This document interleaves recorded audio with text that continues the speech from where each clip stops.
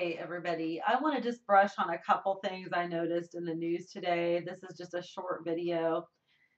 I was looking through Fox News and there was just some things. So I thought, well, you know what? I'll just go ahead and make a quick video and share those things with you. The first one I noticed that is noteworthy, it says, it's in the politics section of Fox News. It says it doesn't make sense. Concerns over enlisting DOD and Ebola response. Now, check this out if you don't know about it. It says that the Obama administration's decision to enlist the Defense Department in responding to the Ebola outbreak in West Africa is raising concerns that the task is pulling the already stretched military away from other missions, including vital counterterrorism operations.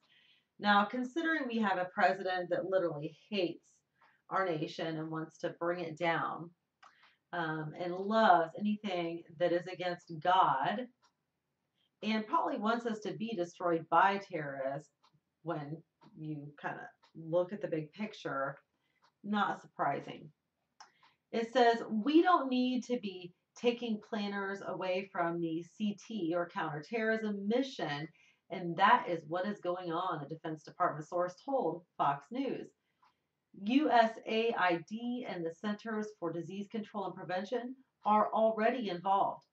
But President Obama said in an interview last weekend that the U.S. military is being brought in to help stanch the deadly epidemic.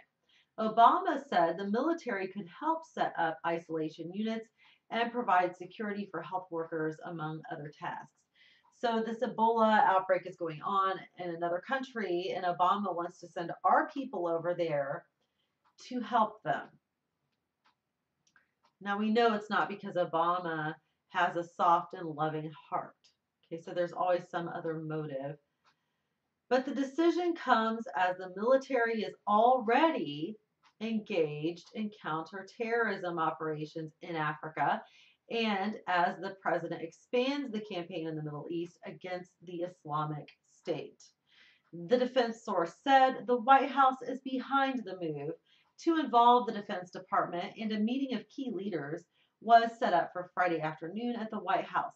White House spokesman Josh Earnest announced that Obama will visit the CDC in Atlanta on Tuesday to receive a briefing on Ebola and thank the scientists for their effort in combating the disease. But the defense source said that military leaders were cornered by the White House with the response mission, and that USAID and CDC are begging for military help when they should be the lead. The source said the government is turning to DOD because the NGOs the agencies typically work with on the ground have fled. On the other hand, a USAID official denies the agency has asked DOD to take the lead with Ebola.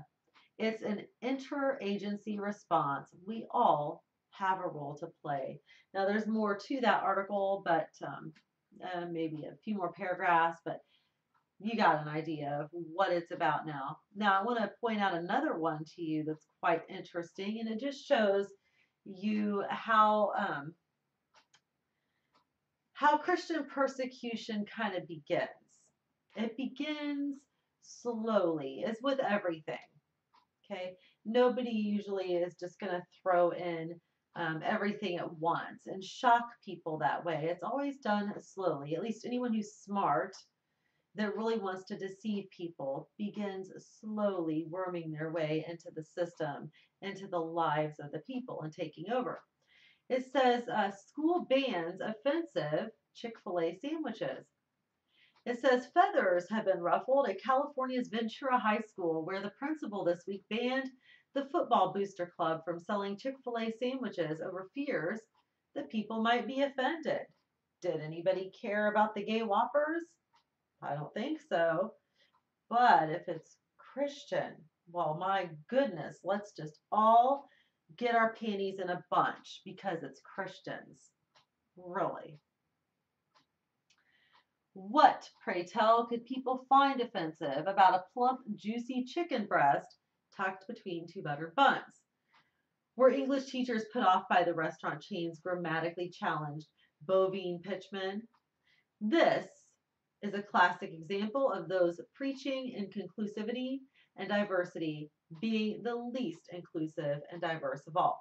So, yes, yes, and yes. You've got all the flaming liberals who are constantly bad mouthing everybody who says anything against their agenda. But the moment it's anything Christian, nobody even says anything. It's just a little picture of a cross on a wrapper, or it's a Christian company. Well, we can't have that. Did the waffle fries and banana pudding milkshakes exceed the nutritional limits deemed acceptable by the federal government? No. The answer, dear readers, is no. Principal Val Wyatt's ban was less to do with poultry and more to do with politics, in case you didn't already guess. With their political stance on gay rights, and because the students of Ventura High School and their parents would be at the event, I didn't want them on campus, Wyatt told the Ventura County Star. It was a sentiment supported by Trudy Tuttle Arriaga, superintendent of the Ventura Unified School District. We value inclusivity and diversity on our campus, I can tell. And all our events and activities are going to adhere to our mission. Basically, what she's saying there is we support the liberal rights movement, and if somebody has any view other than ours, well, to heck with them. We're not going to put it on there.